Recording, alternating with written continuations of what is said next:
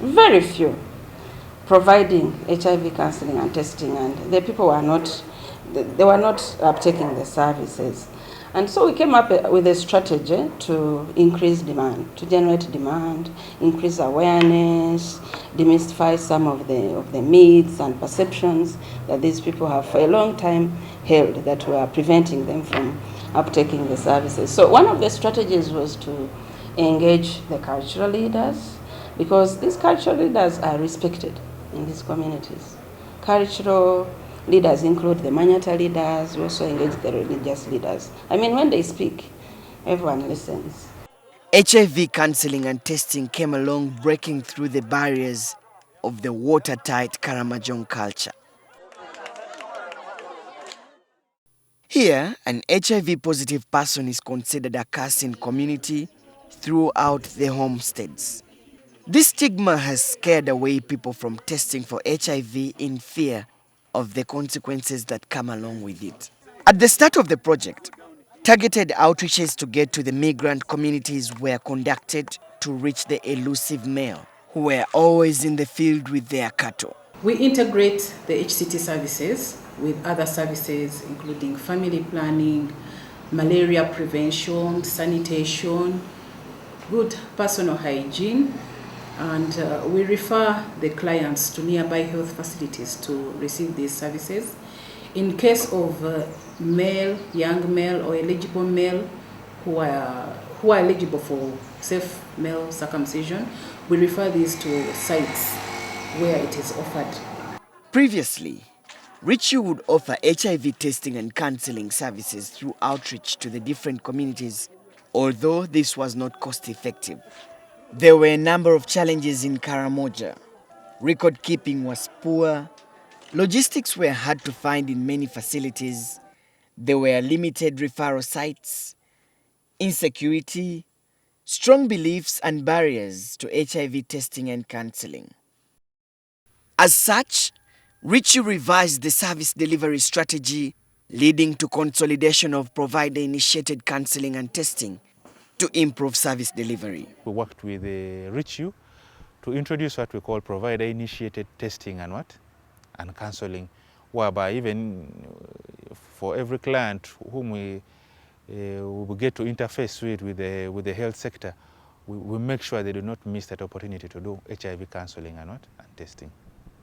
Today, HIV counseling and testing is routinely offered in all the lower level health centers in Karamoja, with trained and competent staff that offer services and effective reporting. Every health center 3 in Karamoja has capacity to provide HIV/AIDS services. Of course, there are other partners that we work with, like Sustain, like Maristops, like Spear, so they complement what we do.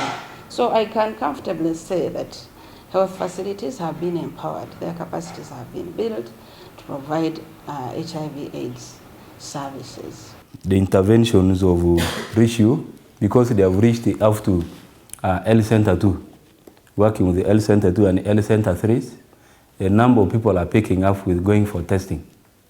A number of people are picking up with going for testing, and to some extent, people are becoming careful about the HIV. To increase demand for HIV services in the region, we had to address issues of stigma and discrimination. With the knowledge of HIV just becoming a reality in our communities, stigma is quite a big problem. And stigma goes a long way in affecting actually how the HIV counseling and testing of our patients. We are working really quite hard with the Richu project to find ways of actually tackling the issues of stigma. We had to work with persons living with HIV and drama groups. Margaret Ario is one such a person that has lived through the trouble of discrimination and stigma. She's one of those who came for voluntary testing and counseling at Panyangara Health Center in Kotido district. She tested positive. She was thrown out of the community after the elders discovered that she was positive. Her husband also abandoned her. When that child died and they realized it was because of HIV AIDS. They had to dismiss her from home. The parents chased her out, and she was very sick and very ill at that time. She was brought here in the health unit and was admitted.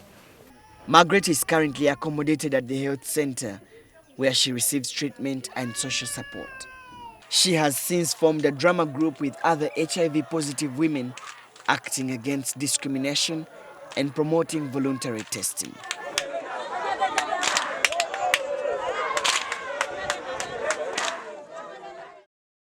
In Karamoja alone, over 600,000 people have been tested and cancelled, and of these, about 6,000 that tested positive have been referred for care and treatment.